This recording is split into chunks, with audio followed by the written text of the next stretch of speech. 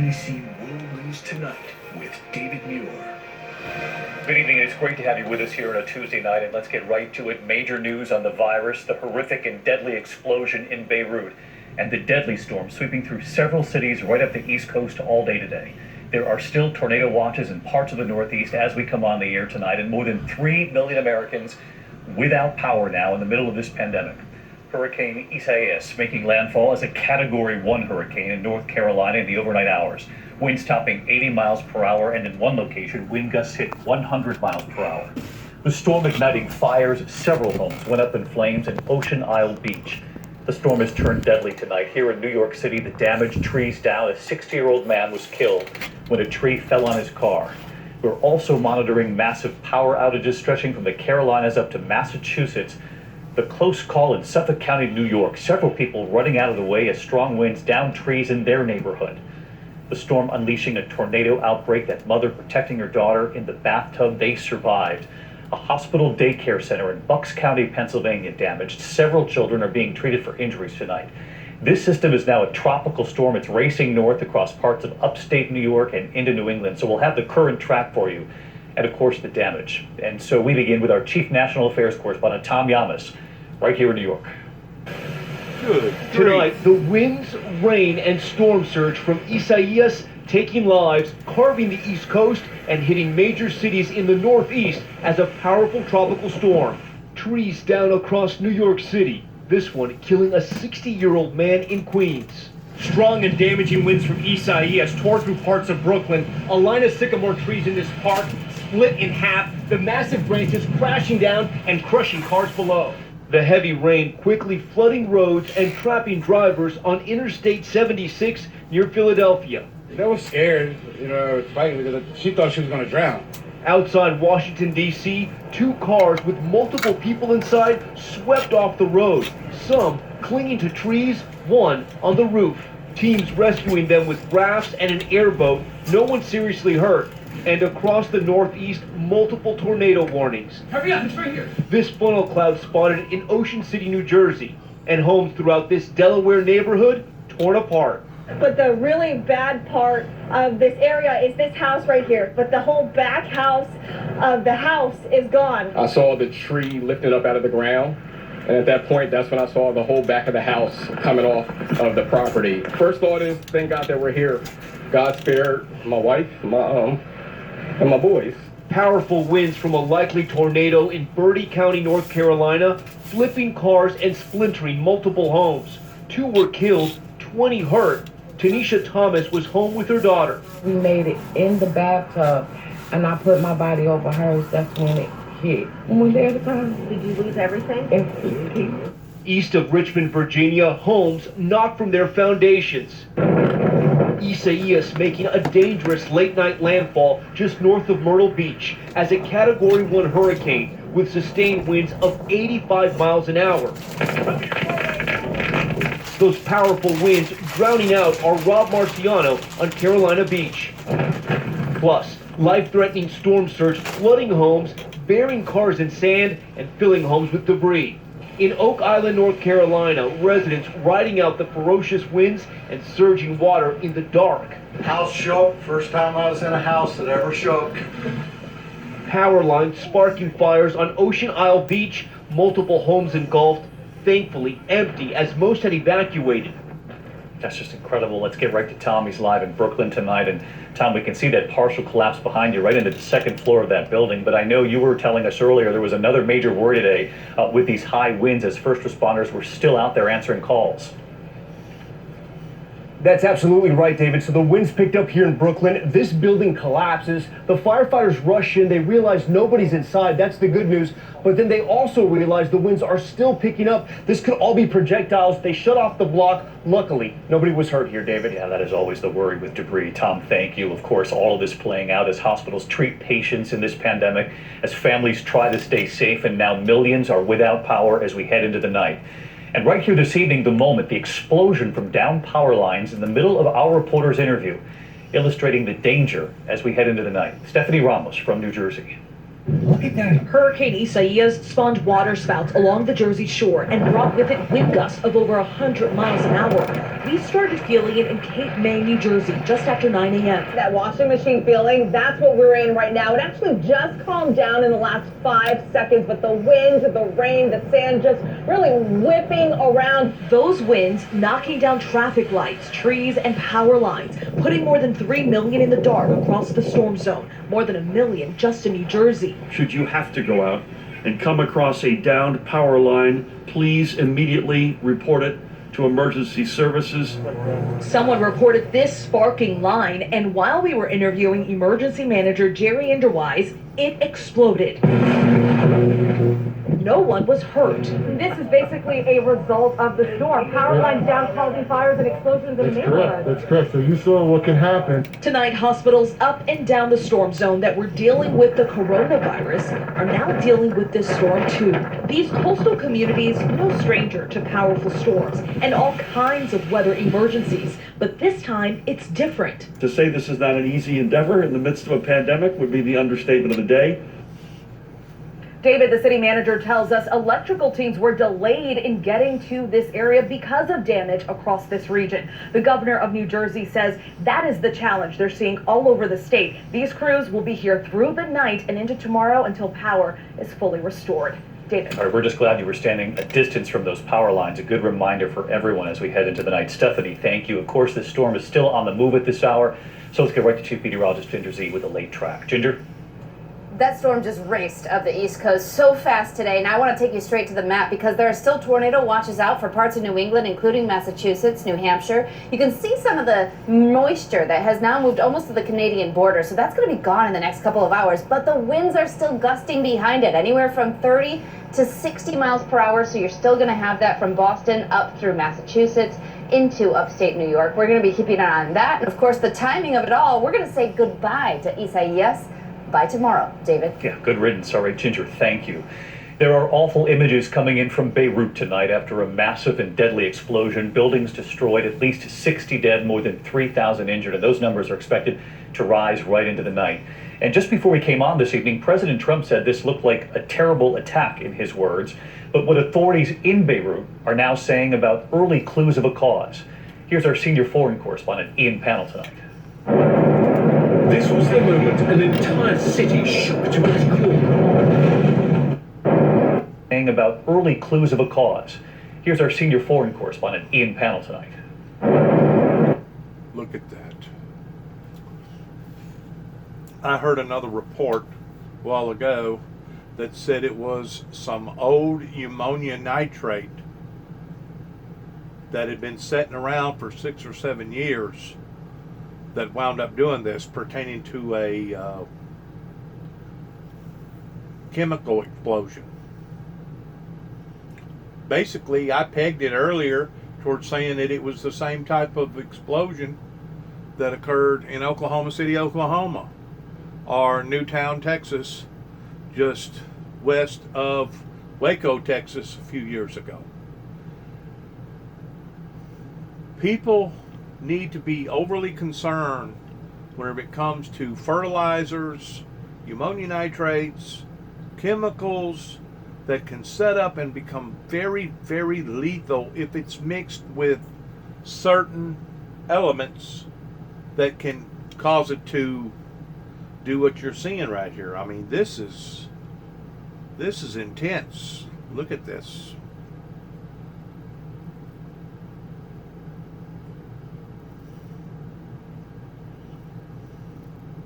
I was told that it was knocking down people and shattering glasses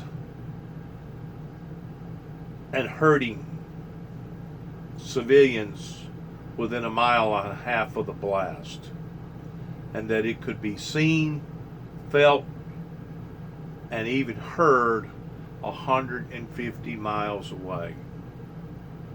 Now, I don't know how true any of that is, but that sounds to me like 60 plus killed, over 3,000 injured in a massive explosion. That is just horrible that something like that occurred, because it's going to leave so many people lame. It's going to leave so many people deaf. It's going to leave so many people blinded. It's going to leave so many people traumatized over something like that. Can you only imagine a mile and a half away? You're being blown off of your feet. Cars is being tumbled upside down. Buildings is collapsing and windows is being shattered a mile and a half away. That left a mushroom cloud. Shook to its core as a massive explosion erupted in Beirut port. See? That left a mushroom cloud. Back up a little bit.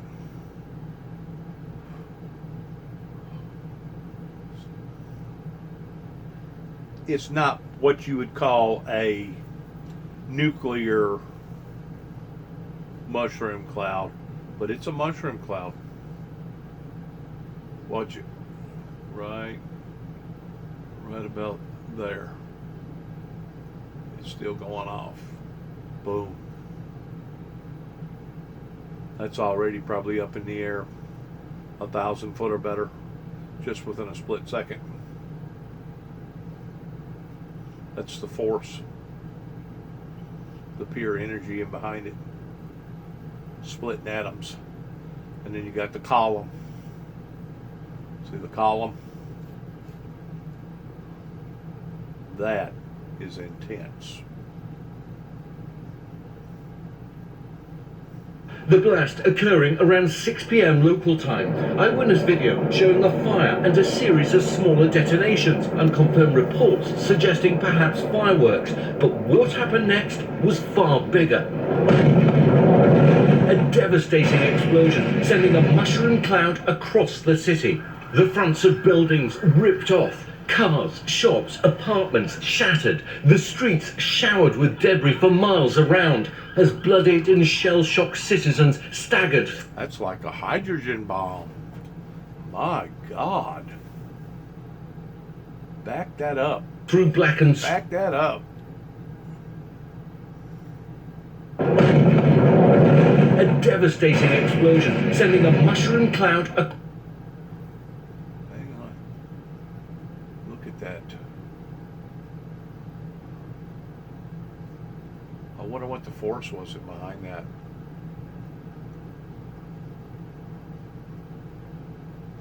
Megatons.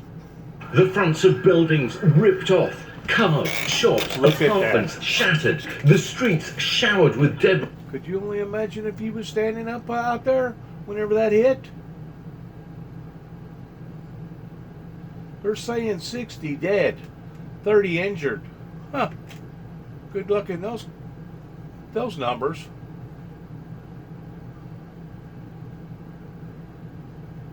From what distance is 60 dead? From a mile and a half away from that thing? Lord, that was giving out megatons. For miles around as bloodied and shells. Back it up again.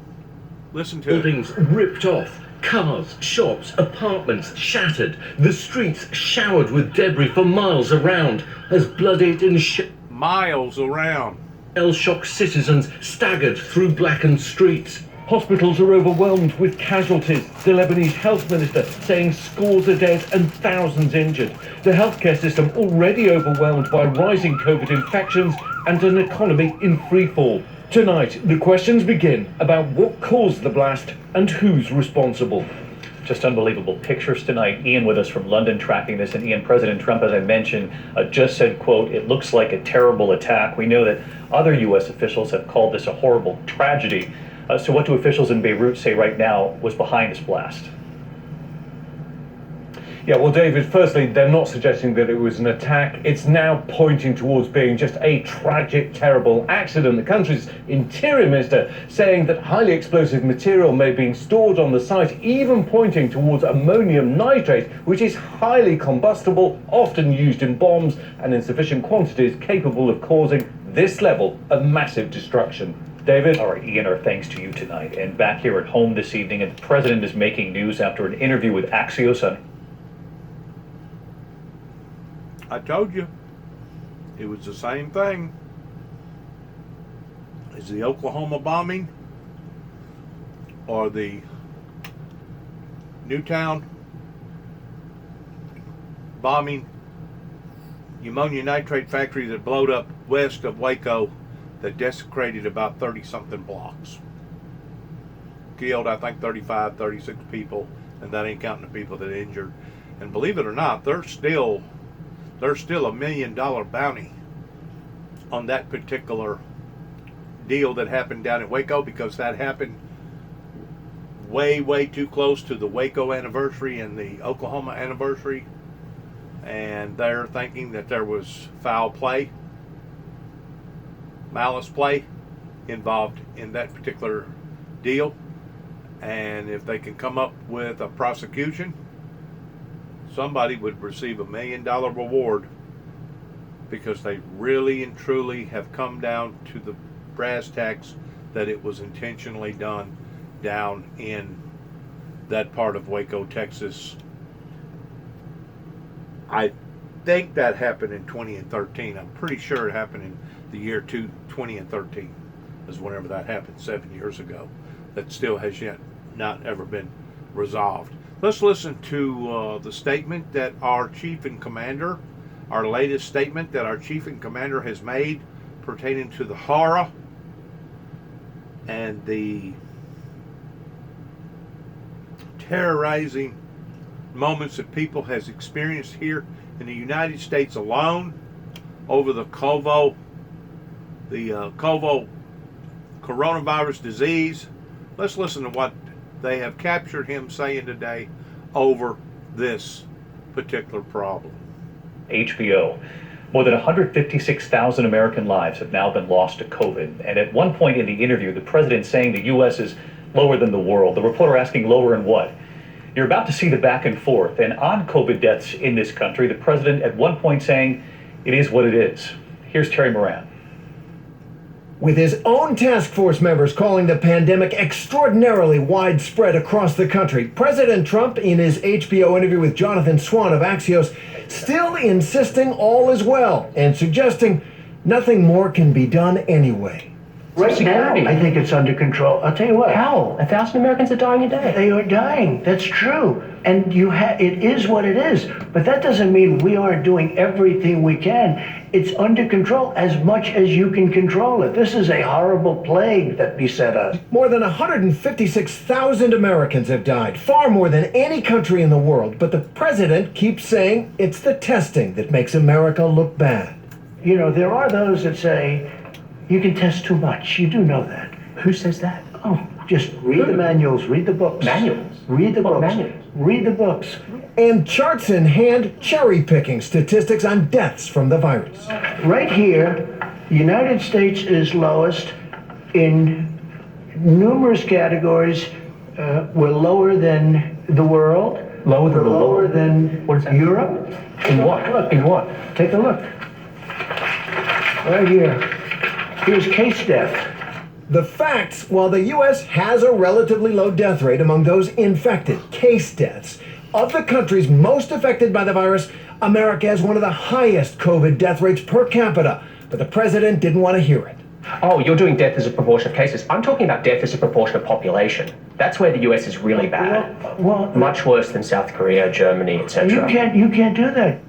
The interview with Axios and Terry with us now. And Terry, I do want to get to the other major headline from the president today. After railing against mail-in voting, he appeared to change course on this, at least when it comes to one key battleground, Florida, saying that in that state, mail-in voting is, in his words, safe and secure.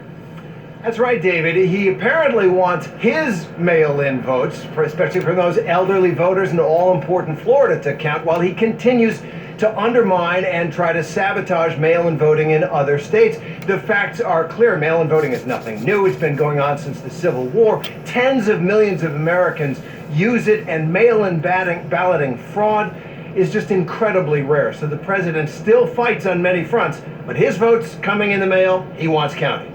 David? All right, Terry, we know you'll stay on this. Thank you.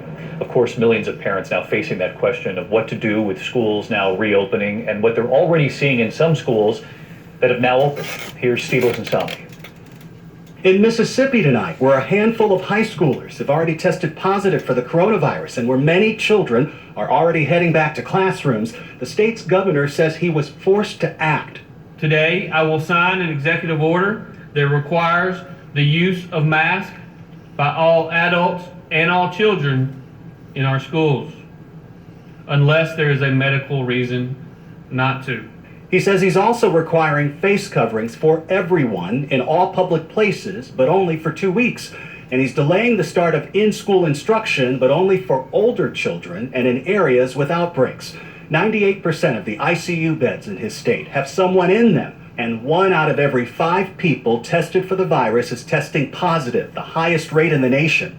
At the University of Mississippi Medical Center in Jackson, they ran out of beds in the ICU weeks ago. Anytime a bed opens up, there are multiple patients waiting for that bed. The death rate from the coronavirus across the country this week is 24% higher than last week, according to the government. 28 states are seeing an increasing number of hospitalizations. Outside Atlanta, hundreds of teachers are out sick. The Cranes family in Georgia sent their kids to school today with masks. The father says it was a difficult decision. I'm a bit concerned. I heard on the first day, half of the children are wearing their mask, the other half doesn't. I completed my work and everything went well, but I wasn't really happy with the people who weren't wearing masks. In Phoenix, teachers concerned about getting sick are protesting. How do we keep them 6 feet apart? And how do we keep them safe from each other? Teachers in eastern Arizona have already lost a friend. Kimberly Lopez Bird was loved by her students, and her superintendent says he's concerned about reopening classrooms. I'm scared that somebody's going to die. Here in Georgia and Cherokee County, the family of a second grader is learning that their child tested positive for the coronavirus, and school only started yesterday. This means that that child's entire classroom of 20 students and the teacher now have to quarantine at home for 2 weeks. We're going to hear more of these. The school year, David, is just getting started. Very difficult road ahead, Steve. Thanks. There's also news tonight after that tragic Navy accident off Southern California. The Navy now says it has located that amphibious assault vehicle and some human remains following a training accident last week. 8 service members missing and presumed dead now. 16 people on board when began taking on water. Similar training missions have now been suspended. Oh, man. When we come back tonight, news on that family of 5 children ordered to the ground. Police said they thought it was a stolen vehicle. But what's happened now? And news on a college football team tonight, 28 testing positive. That's another misidentity. Misidentity. I want to go back over here real quick. I want to speak off on something real quick. That's really, really sad about the Navy.